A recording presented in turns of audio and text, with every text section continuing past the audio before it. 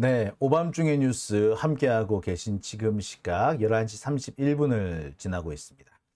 자, 제가 오늘 첫 번째 주제를 소개해 드리겠습니다. 찾았다. 박영수가 빠져나갈 구멍. 검찰이 뚫어둔 구멍이겠죠. 자, 그 검찰이 뚫어둔 박영수가 도망 나갈 구멍. 박영수가 무죄를 선고받을 수밖에 없는 개구멍이라고 해야겠죠. 개구멍입니다. 검찰이 뚫어둔 개구멍. 찾았습니다. 생각보다 어렵지가 않더라고요. 검찰은 글쎄 뭐 국민들을 바보로 알고 있는지 아니면 언론인들을 바보로 알고 있는지 아니면 장용진이 계속해서 지금 축 늘어져 가지고 아무것도 못할 거라고 생각한 건지는 모르겠으나 너무나도 허술한 곳에서 박영수가 빠져나갈 구멍이 발견됐습니다. 보시면 여러분들도 다 아세요.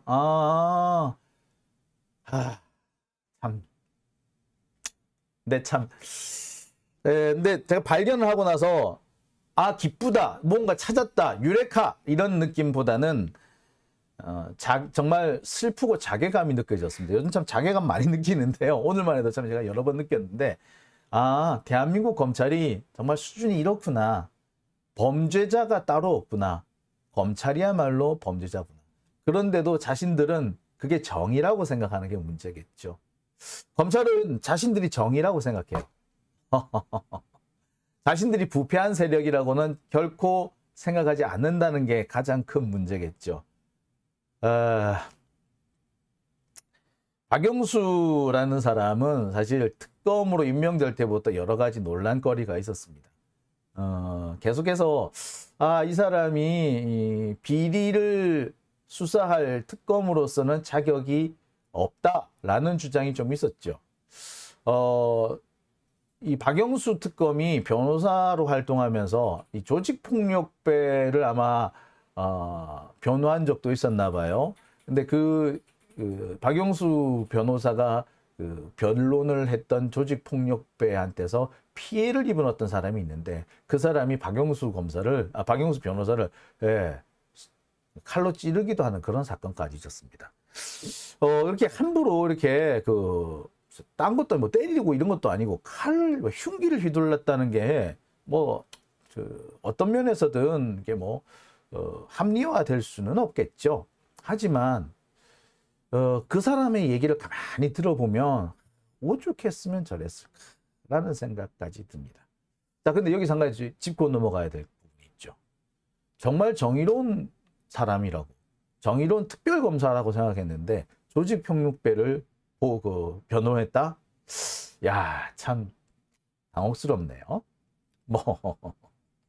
자, 어쨌거나 이 박영수라는 사람이 나름 빠져나갈 구멍을 잘 만들어 뒀던 것 같아요.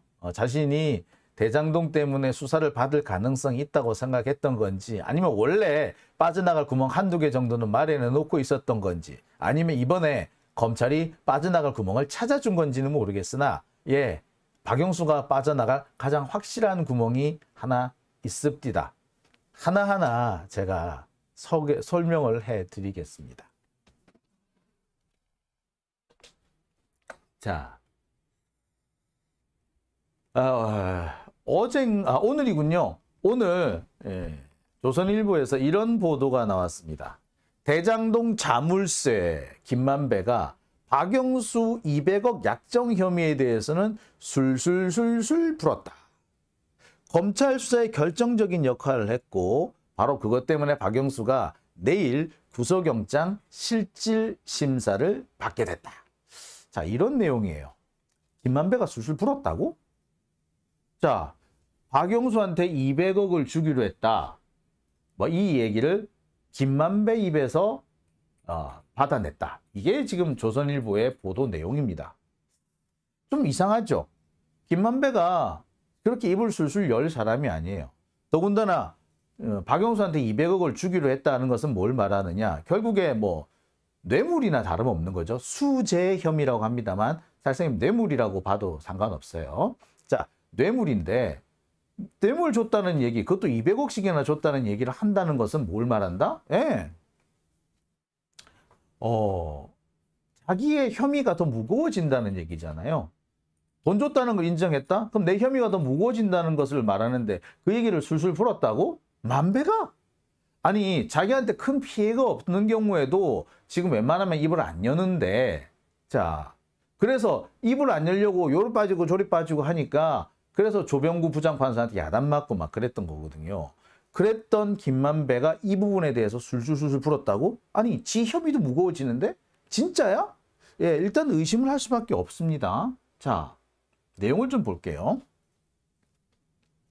김만배는 최근 검찰 조사에서 2015년 1월쯤 남욱에게 대장동 사업권을 넘겨받으면서 남 씨가 김박 전 특검에게 200억 원을 줘야 한다며 관련 내용을 인수인계해 줬다고 진술했다고 한다.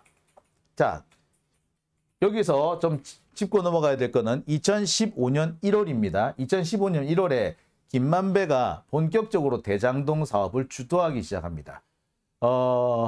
본격적으로 이제 주도했다고 하려면 2015년 6월이라고 보는 게 더 정확하거든요. 근데 1월부터 넘겨받기 시작을 했던 걸로 보여요. 하여튼 간에 2015년 1월이든 2015년 6월이든 하여튼 2015년부터 김만배가 대장동 사업을 주도합니다. 그 전에는 남욱이 주도했어요. 그래서 이 정영학 녹취록에도 보면은 2014년을 기준으로 해가지고 그 전에는 남욱의 얘기가 많고 그 이후에는 김만배의 얘기가 많습니다. 김만배는 2013년, 12년 이 경우에는 뭐라는 얘기를 하냐? 나는 박영수 형님이, 박영수 고검장이 가라고 해서 와서 일이나 도와주는 거지. 나야 브로커야. 일은 니들이 하는 거지. 주인은 니들이지. 라고 말하기도 해요. 정영학 녹취록에도 보면. 그런데 2015년이 되면 김만배가 본격적으로 자기가 주도를 하는 일이 생깁니다. 자, 지금 여기서 박영수 200억 약정은 여긴데, 자, 그런데 문제는 뭐? 이 박영수 200억 약정의 목적 사업이 뭡니까? 우리은행을 대장동에 끌어들이는 거잖아요. 근데 우리은행을 대장동에 끌어넣기 시작한 거는 2015년 2월 3월이에요. 최종적으로 대장동 사업에 우리은행이 참여하지는 않죠. 여신의향서라는 걸 써주긴 합니다만 그걸로 땡이에요. 자, 여신의향서, 돈 빌려줄 의향은 있어 라는 건데 돈 빌려줄 의향이 있어도 진짜 돈을 빌려줬냐? 아니요. 땡이에요. 그걸로 끝이었어요. 뭐 여튼 뭐 여러 가지가 있죠. 우리은행은 이 사업에 대해서 여러 가지 자체적으로 조사를 했고요. 자체 조사 결과 이거 영 아니다. 좀 이상한 사업이다. 라고 해서 발을 빼버립니다. 그게 2015년 2월이에요. 여튼 2015년 1월경에 남욱이가 대장동 사업의 주도권을 김만배한테 넘겨주면서 우리가 이 박영수 특검한테 200억을 주기로 했어요. 그러니까 이거 인수인계 받으세요. 라고 했다는 거죠. 자, 그러면 한번 보겠습니다. 자, 이런 기사도 있습니다. 남욱 변호사도 같은 내용의 진술을 했다는 거예요. 자, 김만배도 남욱도 진술이 일치했다는 거예요. 야, 아니 그럼 진짜 김만배가 술술 분 게 맞죠? 박영수한테 200억 주기로 했던 거 그거 약속했다는 게 맞다는 얘기야? 예. 자,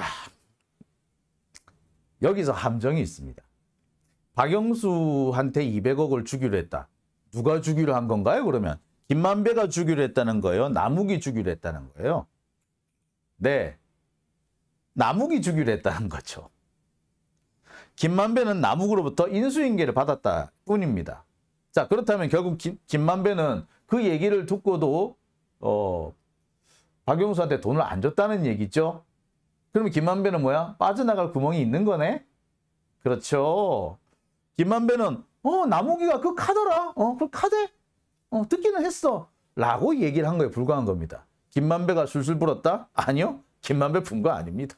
지하고 상관없으니까 남욱이 그런 말을 했던 것 같기는 해. 라고 한 겁니다. 어쨌거나 안 줬다는 거야. 자, 여기까지 일단 하나 접고 이 다음으로 넘어가 볼게요. 자, 이거는 얼마 전에 지난 5월쯤에 중앙일보에서 보도됐던 내용입니다. 자, 이 중앙일보 보도 내용이 보면 이런 내용이 있어요. 박영수 특검이 회의를 하나 마련한 게 있는데 이 회의에서 무관도 얘기를 하면서 뭐 무관도 우리가 지금 무관도처럼 뭘 하고 있어 라는 식으로 얘기를 했다라는 거죠. 예. 자, 그게 무슨 얘기인지 하나 들어보겠습니다. 자, 하나씩 짚어보죠. 중앙일보 보도 내용을 좀 보겠습니다. 중앙일보는 이렇게 보도합니다. 영화 무관도와 남욱 얘기했다. 박영수의 우리은행 미스테리라는 기사예요. 이 기사의 중간쯤에 나온 내용입니다. 여기 보면은 2014년 11월 서초동 중국집에서 우리은행 관계자, 대장동 사업자들 사이에 저녁 자리가 있었고 길에서 영화 무관도 얘기를 나눴었다 라고 했다는 거죠. 자, 언제다 이거는 2014년 11월이죠. 자, 그 다음 볼게요. 검찰은 이외에 우리은행이 대출 의향서를 작성하는데도 박 전 특검의 지시가 있는지 들여다보고 있다. 쭉쭉쭉쭉쭉 하는데, 자, 실무 단계에서 논의를 답은 2015년 이후의 것으로 알려졌다. 2015년 이후의 것. 자, 날짜를 한번 잘 봐주세요. 2014년 11월 초 서초동 중국집, 그리고 2015년 2월 이후. 자, 제가 왜 이 말씀을 드리는고 하니 날짜가 중요하기 때문입니다. 자, 아까 맨 처음 나온 이 내용에서 보면은 2015년 1월 김만배가 남욱한테 사업권을 넘겨받으면서 뭐 박영수 건도 인수인계 받았다라고 했죠. 여기서는 2014년 11월, 2015년 2월 이렇게 나옵니다. 자, 그러니까 이 얘기가 주로 집중적으로 거론됐던 것은 2014년 11월부터 2015년 2월 사이였던 것 같아요. 그리고 그 사이에 김만배와 남욱이 선수 교체하면서 멤버 체인지를 했던 거고요. 멤버 체인지하는 과정에서 박영수 건을 인수인계 받았다.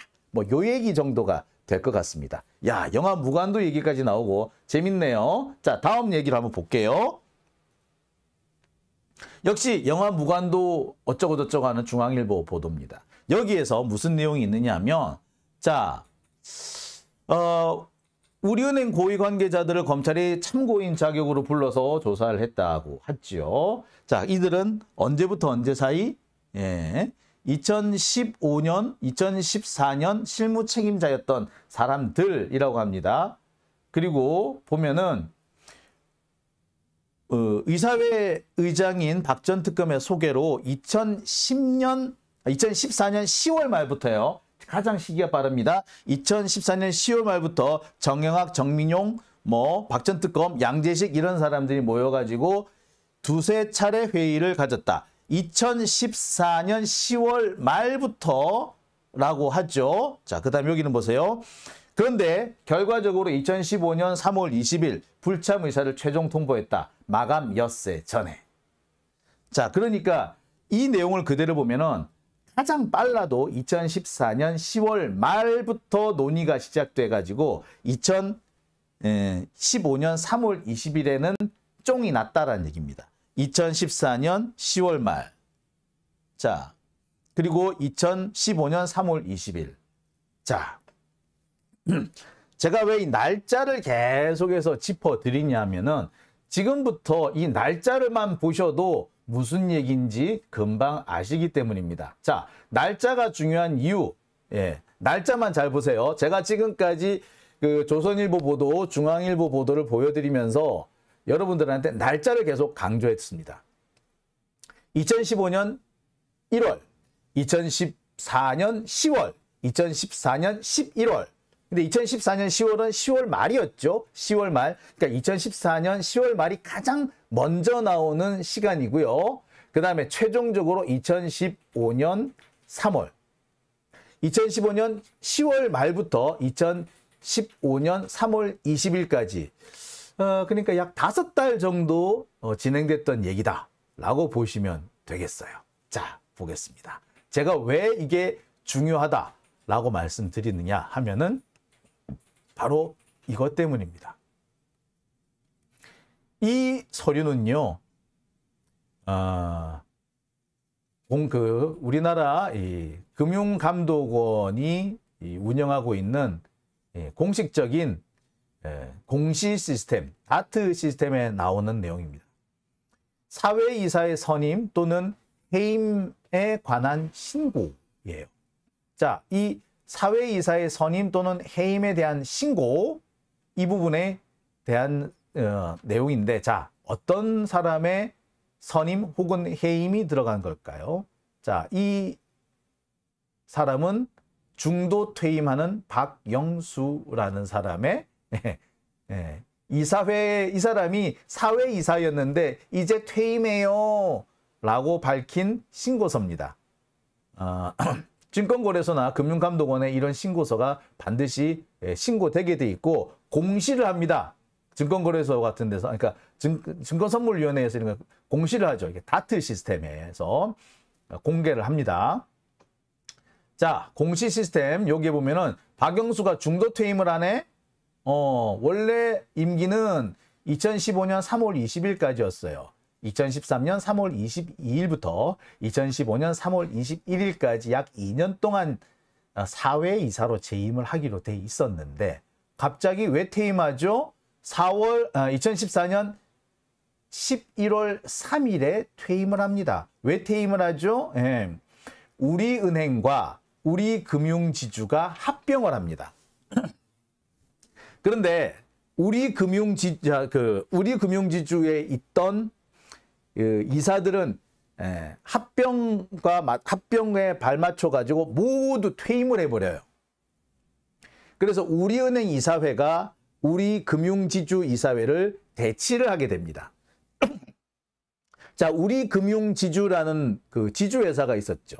그 지주회사 밑에 우리은행, 우리카드, 우리증권 뭐 이런 여러 가지 계열사들이 있었는데, 자, 우리은행 이사회하고 우리금융그룹 이사회가 합병을 하면서 우리금융그룹 이사회가 해산이 되는 거예요. 그러면서 우리금융그룹 이사회에 있던 사람들이 다 퇴임한 거야. 박영수도 이때 퇴임해요. 자, 보세요. 언제 퇴임한다고요? 2014년 11월 3일에 퇴임합니다. 2014년 11월 3일에 퇴임하면은 사실 퇴임한다는 얘기 그 이전에 이미 통지가 됐겠죠. 그러니까 2014년 10월 중순경에는 이미 퇴임한다는 것이 전달이 된 거야. 자, 그렇다면 우리 앞에 잠시 돌아가 보죠. 앞으로 다시 돌아가 보죠. 자, 아까 뭐라고 했어요? 우리금융그룹과 관련해 가지고 대장동 사업에 우리금융그룹을 끌어넣으려고 처음 회의를 시작한 게 2014년 10월 말입니다. 10월 말. 10월 말이라고 했으니까 10월 한 25일 이후겠죠? 그런데 그 일주일쯤 뒤에 박영수는 우리은행 이사에서 퇴임을 해버려요. 그리고 우리은행을 대장동에 끌어넣으려고 하는 작업은 그 이후에 진행이 됩니다. 2015년에 가야 진행이 돼요. 그리고 200억 주기로 했다라고 얘기가 거론되는 건 언제? 2015년 1월이에요. 그러면 당시 박영수는 뭐였다? 예, 은행 직원이 아니었던 겁니다. 자, 여기 한 가지 더 사실 좀 짚을 것도 있어요. 우리 금융지주죠. 우리 금융지주는요, 우리은행이 아니에요. 나중에 합병이 돼버렸지만 우리은행이 아니에요. 우리 금융지주 이사는 전부 다 퇴임을 해버렸어요. 따라서 우리 금융지주 이사였다는 것은 그것만 가지고는 금융기관의 임직원이다라고 말하기도 좀 곤란해져. 자, 그렇다면 여기서 좀 짚고 넘어갈 게 있습니다. 금융기관의 임직원이어야지 성립되는 게 수재죄인데 얘는 그러면 아니네. 그리고 직무와 관련해서 돈을 받아야 처벌을 받는데 직무하고도 관련이 없어 보이네. 우리 은행이 아니라 우리 금융그룹의 그 이사였다고. 두 개가 합병이 됐지만 합병되면서 박영수는 쫓겨났다고. 그러면 우리은행 이사회 의장은 아닌 거예요, 사실 이렇게 되면. 퇴임해버린 거야. 제가 막 뒤져봤거든요. 박영수는 2014년 11월 3일 날 퇴임을 했어요. 그랬으면 적어도 10월 말에는 너 퇴임한다? 통지가 됐겠죠? 그런데 그때서야 우리은행을 대장동에 끌어넣기 위한 작업이 시작된 거예요. 그럼 이거 수재죄가 성립하나? 자, 정리를 한번 해볼까요? 자, 200억과 관련된 논의. 대장동에 우리은행을 끌어들이고 그 대가로 200억을 주기로 했다. 이거는 2014년 10월 말부터 거론이 됐다고 하죠. 그리고 구체적인 논의는 2014년 11월부터 시작이 돼가지고 2015년 2월 3월경에 본격적으로 실행이 됩니다. 그런데 박영수의 이사 퇴임은 2014년 11월 3일이에요. 시간상 안 맞네요. 박영수의 이사 퇴임이 11월 3일이었다면 적어도 10월 말부터는 퇴임이라는 게 통지가 돼 있었을 거예요. 아니 보통 은행 같은 경우에는 한참 전에 통지가 되죠. 그리고 이사회가 합병이 되는데 그러면 이사님들은 다 퇴임하십니다라고 사실 몇 달 전에 알려주죠. 솔직히 말하자면. 그런데 퇴임을 며칠 앞두고서 본격적으로 논의를 시작했다? 이상하죠. 수재죄 성립이 안 돼요. 이렇게 되면. 이 사람이 퇴임할 줄 모르고 이 얘기를 했다면 이런 논의를 했다면 성립이 어떻게 될 수도 있는데 글쎄 약속을 한 거하고 실질적으로 구체적으로 작업이 진행되는 거하고 또 시간이 틀려지죠. 실제로 구체적인 논의가 시작되고 작업이 시작되는 거는 2015년에 들어가는 거예요. 그리고 그 과정에서 작업이 시작되는 과정에서 200억 주기로 했다는 얘기가 나온 겁니다. 이렇게 되면 박영수한테 수재죄를 적용하기가 어려워집니다. 앞서서 제가 설명을 드린 바가 있어요. 수재죄는 어떻게 들어가는 거라고요? 금융회사 임직원이어야 돼요. 그 다음에 그 직무와 관련해서 돈을 받았어야 해요. 그런데 지금 이 상황이 되면 도대체 일단 금융회사 임직원인지도 사실 좀 따져봐야 되죠. 우리 금융그룹 이사회 의장이면 우리은행 이사회 의장이 아니란 말이야. 지금 잘못 보도가 되고 있어요. 그러면 과연 금융기관에 그게 임직원이 맞냐라는 의심도 되고요. 그 사람의 직무가 대출이나 투자 이런 것에 연결이 있나? 그것도 의심이 되죠. 자, 무엇보다 퇴임을 해버렸어. 그래서 이 퇴임 시기를 가만히 생각해 보면 도저히 안 맞아요. 수재죄가 성립하는 가장 기본 요건이 금융기관 임직원일 것인데 금융기관의 임직원이 아니었고 이미 퇴임한 이후가 돼버렸던 거예요. 따라서 이거를 수재죄로 기소한다는 거는 애시당초 무리였던 겁니다. 근데 검찰은 김만배가 술술 풀었다 하면서 마치 당장이라도 기소가 될 것처럼 떠벌리고 있어요. 과연 이거는 왜 그런 걸까요? 진짜로 기소가 되기 때문에 그러는 걸까요? 제가 볼 때는 이건 특검 수사를 무마하기 위한 무마용일 가능성이 제일 높습니다.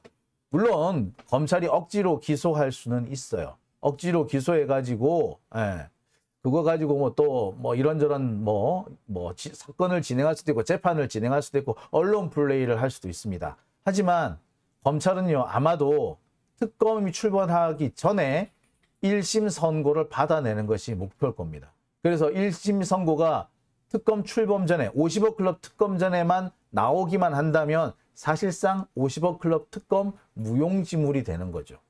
검찰은 봐 우리가 50억 클럽 특검 아니더라도 수사했잖아 라는 명분도 없고 동시에 이것을 기반으로 해서 권순일 전 대법관을 수사하려고 하는 거죠.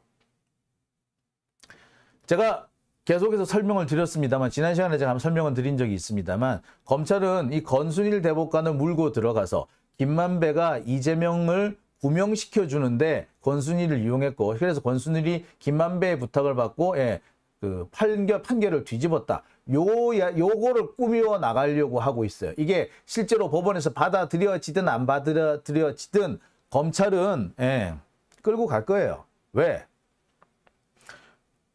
아마 검찰은 그럴걸요? 자, 그럼 권순일 거 빼주는 대신에 이재명 거 뭐 다른 거 한두 개 정도 뭐 유죄로 만들어줘. 요렇게 딜을 치려고 그럴 거예요.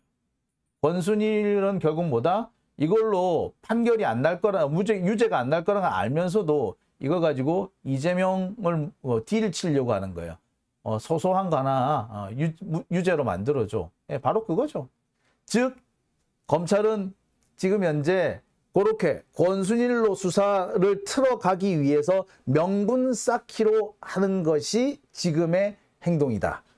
그래서 박영수를 수사를 하네, 박영수를 뭐 기소를 하네, 구속을 하네, 이 난리를 치고 있는 겁니다. 특검 수사 무마용임과 동시에 권순일까지 이 수사를 펼쳐가지고 이재명을 다시 한번 곤란한 지경, 이른바 지들 말 맞다는 사법 리스크로 몰고 가겠다는 거죠. 야, 참.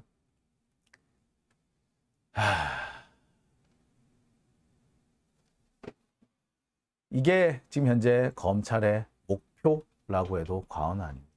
억지로 사실 무죄가 나올 걸 뻔히 알면서 보세요. 제가 구멍이 너무 많죠.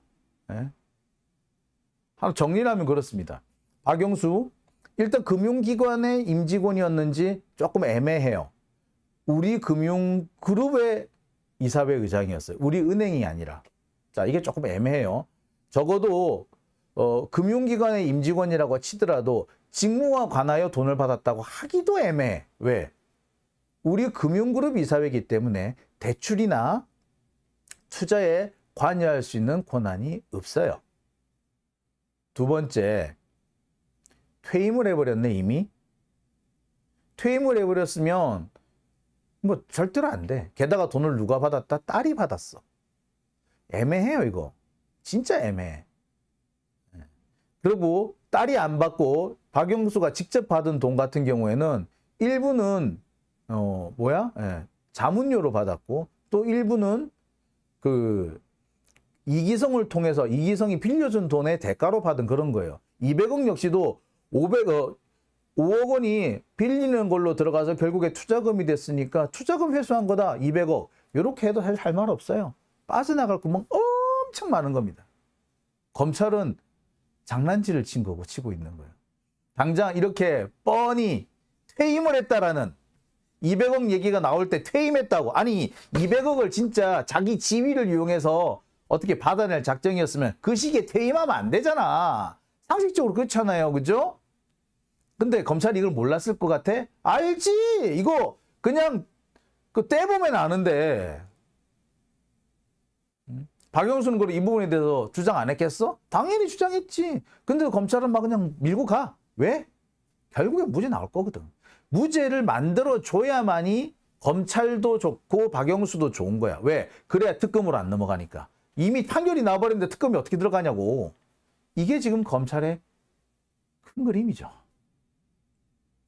그러면서 적당히 이 대장동 사건을 권순일 재판 거래 사건으로 바꿔치기 하겠다는 겁니다.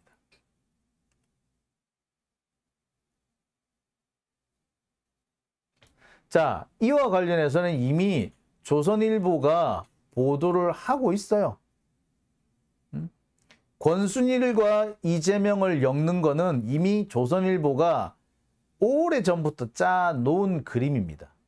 아마 검찰은 전직 대법관을 물고 들어가야 된다는 점에서 이 그림이 그동안 좀 탐탁치 않았을 거예요. 안 그래도 법원하고 사이가 안 좋은 판에 이것까지 해도 될까라고 했을 겁니다. 하지만 조선일보는 끈질기게 이거를 물고 늘어졌고 결국에 검찰이 이 그림을 받아들인 거예요. 그래서 이 그림으로 넘어가기 위해서 적당히 대장동에서 빠져나오려고 하니까 50억 클럽을 털어야 되는 거야. 50억 클럽 틀으려고 보니까 박영수를 털어야겠네. 아이고 그럼 별 수 없다. 박영수 선배님 잠시 좀 들어갔다 나오시죠. 대신에 무죄 밖에 나오게 해드리겠습니다. 라고 하는 겁니다. 진짜 박영수를 가두고 싶다면 검찰은 50억 클럽 뿐만이 아니고 실은 이 50억 클럽이 박영수가 검찰 수사에 개입했고 그래서 조우형, 남욱 이런 사람들을 수사받고 있는 애들 빼내줬다. 여기서부터 출발해야 되거든요. 근데 그 부분을 빼. 그러면서 엉뚱하게 대출 어쩌고 저쩌고로 나가는 거죠. 예. 사실 박영수가 빠져나갈 구멍이라고 하지만 실은 검찰이 빠져나갈 구멍인 거죠. 아니 윤석열이 빠져나갈 구멍인 겁니다. 참 서글프죠. 예. 참 열받습니다. 그죠?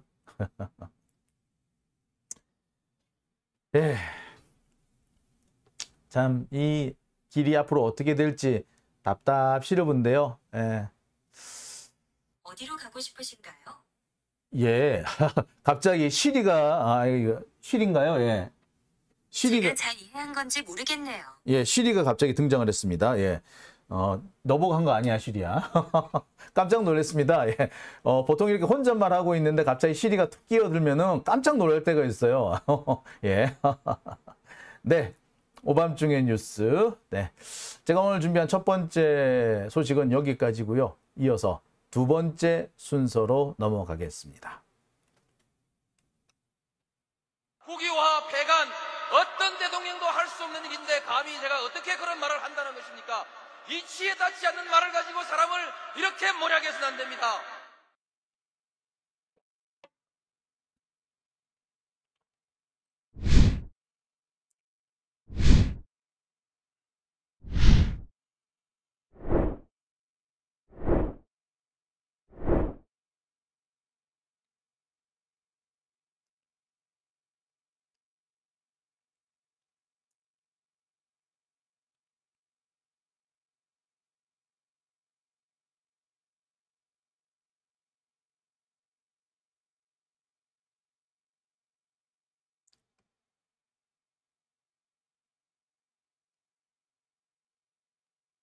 네. 오밤중의 뉴스